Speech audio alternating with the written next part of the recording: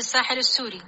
لقد عاشت سوريا أكثر من عقد من الزمن في ظلال الحرب، العنف والدمار، حيث تحولت الأرض السورية إلى ساحة مفتوحة للصراعات الإقليمية والدولية، ودفعت شعوبها الثمن الأكبر من الدماء والتهجير والانهيار الاقتصادي والاجتماعي. كان الحلم بأن يكون إسقاط النظام الاستبدادي بداية لمرحلة جديدة تنهي عقودا من القمع والحرمان، وتفتح صفحة تعيد للسوريين حقوقهم المسلوبة، وتحقق تطلعاتهم في بناء وطن يحترم تعدديته ويضمن الحرية والعدالة لجميع مكوناته.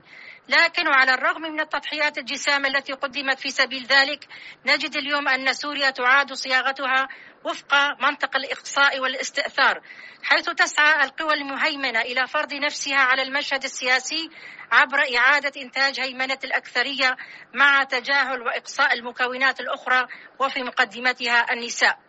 إن تشكيل لجنة المؤتمر الوطني والمؤتمر بحد ذاته، وكذلك لجنة إعلان الدستور والدستور المؤقت، يعكس نهجا خطيرا يعيد تدوير الأنماط القديمة للاستبداد، حيث فرض رؤية أحادية للمستقبل السوري دون مراعاة التنوع المجتمعي والثقافي والحقوقي في البلاد. إن هذا النمط من التفكير الأحادي لم يكن يوما سوى وصفة لتجدد الأزمات، وهو ذاته الذي أوصل سوريا إلى ما هي عليه اليوم، إذ لم يكن الاستبداد وليد السنوات الأخيرة، بل تراكمت جذوره عبر عقود من الحكم المركزي القمعي الذي أهمل إرادة الشعب واستبعد شرائحه المختلفة من صنع القرار. واليوم وفي لحظة كان يفترض أن تكون بداية للعدالة والمحاسبة والاعتراف المتبادل، نجد المشهد يعيد نفسه بصيغ جديدة تقصى فيها النساء والمكونات، وكأن التضحيات العظيمة التي قدمها السوريون لم تكن إلا ليتكرر المشهد بوجوه مختلفة. إن ما شهده الساحل السوري من إبادة جماعية ذات بعد عرقي هو جريمة لا يمكن السكوت عنها ولا تبريرها بأي حال من الأحوال. إن هذه الجرائم هي نتيجة مباشرة لسياسات الحكومة القائمة التي قامت بضم مجموعات مرتزقة إلى أجهزتها الأمنية دون أدنى اعتبار لخلفياتها وسجلها الإجرامي. لقد حذرنا مرارا وتكرارا من خطورة هذه الجماعات، وطالبنا بمحاسبة قادتها الذين عاثوا في الأرض فسادا، وعلى رأسهم أبو عمشة وأبو حاتم الشقرة وغيرهم من أمراء الحرب الذين تورطوا في عمليات قتل وتهجير ونهج ممنهج. إن الجرائم التي ارتكبت بحق المدنيين العلويين تحت ادعاء تصفية فلول النظام لم تكن سوى استهداف وحشي لعائلات بريئة، حيث كانت الغالبية العظمى من الضحايا من النساء والأطفال والمسنين الذين لا علاقة لهم بأي طرف سياسي أو عسكري. هذه المجازر ليست إلا استكمالا لمسلسل القتل والتدمير الذي طال جميع مكونات الشعب السوري، وامتدادا للنهج الإقصائي الذي ساد سوريا لعقود.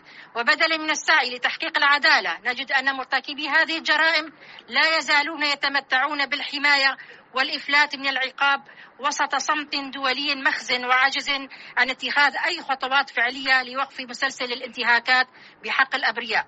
إننا في منصة الفعاليات المشتركة للحركات والتنظيمات النسائية في شمال وشرق سوريا ندين بأشد العبارات هذه المجازر الوحشية والانتهاكات الجسيمة التي ارتكبت بحق أهلنا من الطائفة العلوية، ونعلن تضامننا الكامل وغير المشروط معهم ومع كل ضحايا جرائم الحرب والانتهاكات في سوريا، بغض النظر عن انتمائهم الديني أو العرقي أو السياسي. كما نؤكد أن أي حل سياسي حقيقي لا يمكن أن يتحقق دون محاسبة جميع المسؤولين عن هذه الجرائم، سواء كانوا أفرادا أو جماعات. فلا يمكن بناء سوريا جديدة على أنقاض العدالة، ولا يمكن تحقيق الاستقرار في ظل إفلات مجرمين الحرب من العقاب واستمرار سياسات الإقصاء والتمييز. وسط كل هذا الدمار تبرز النساء السوريات كقوة فاعلة قادرة على إعادة بناء سوريا على أسس ديمقراطية وعادلة. إن النضال الذي خاضته المرأة السورية في السنوات الماضية ودورها المحوري في المقاومة والتنظيم السياسي والاجتماعي يؤكد أن تحقيق المصالحة الوطنية والسلم الأهلي لا يمكن أن يتم دون مشاركة النساء الفاعلة في صنع القرار. لقد كانت المرأة السورية في مقدمة الصفوف، مناضلة في الخنادق، صانعة للحياة ومؤسسة لمبادرات تنموية. واليوم علينا أن نواصل هذا النضال عبر توحيد جهودنا والتكاتف لقطع الطريق أمام القوى الرجعية والمتطرفة التي تسعى إلى إعادة النساء إلى الهامش وحرمانهن من دورهن الطبيعي في صياغة مستقبل البلاد. إننا في منصة الفعاليات المشتركة للحركات والتنظيمات النسائية في شمال وشرق سوريا ندعو جميع النساء السوريات بمختلف انتماءاتهن إلى توحيد جهودهن والعمل المشترك من أجل تحقيق مصالحة وطنية حقيقية تضع حدا لدوامة العنف وتؤسس لسوريا قائمة على المواطنة المتساوية والعدالة الاجتماعية والاعتراف بحقوق الجميع. نحن بحاجة أن نكون قوة موحدة ترفض أن تكون مجرد ضحية للصراعات السياسية، بل تصر على أن تكون صانعة للحلول وحامية لمكتسبات نضالنا الطويل. إننا لن نقبل أن تكون النساء مجرد أدوات تستخدم لتعزيز الخطابات السياسية الذكورية، ولن نسمح بأن يتم تهميش دورنا في بناء سوريا الجديدة، بل سنواصل الدفاع عن حقوقنا والنضال من أجل وطن يعترف بقيمنا ويكرم تضحياتنا ويضمن لنا دورنا الكامل في رسم مستقبله. إن مستقبل سوريا لا يمكن أن يكون نسخة مشوهة من ماضيها، ولا يمكن بناء دولة جديدة بأدوات قديمة قامت على التمييز والإقصاء والاستبداد. إننا نؤكد بأن الحل الوحيد للخروج من هذه الكارثة هو بناء سوريا ديمقراطية تعددية قائمة على المواطنة المتساوية واحترام حقوق جميع مكوناتها وضمان مشاركة المرأة الفاعلة في جميع المجالات السياسية والاجتماعية والاقتصادية. كما نؤكد أن لا سلام حقيقي في سوريا دون تحقيق العدالة الانتقالية التي تضمن محاسبة كل من ارتكب جرائم بحق الشعب السوري وتعيد الحقوق إلى أصحابها وتمنع تكرار جرائم الماضي. ولن يكون هناك استقرار دون تفكيك المنظومات العسكرية والاقتصادية التي تقوم على النهب والعنف واستبدالها بمؤسسات قائمة على القانون والعدالة والشفافية. إننا في منصة الفعاليات المشتركة نعلن اليوم إطلاق حملتنا التضامنية مع نساء الساحل السوري تأكيدا لموقفنا الثابت في الدفاع عن الحقوق والعدالة ورفضا لجميع أشكال الإبادة والتمييز.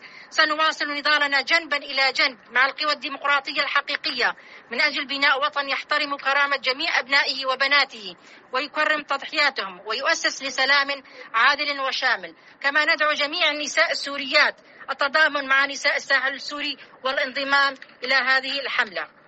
برنامج الحملة تحت الشعار تضامن النساء السوريات أساس لوقف المجازر على المرأة في الساحل. الإعلان عن الحملة يوم الاثنين 24 آذار والانتهاء يوم السبت 29 من آذار.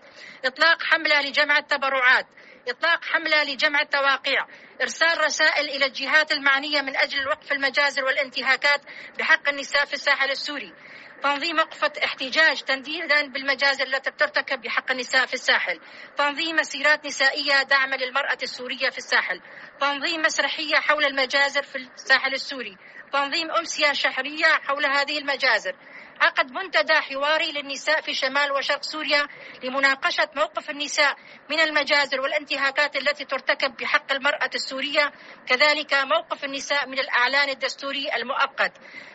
إطلاق حملة هاشتاج في اليوم الأخير من الحملة. منصة الفعاليات المشتركة للحركات والتنظيمات النسائية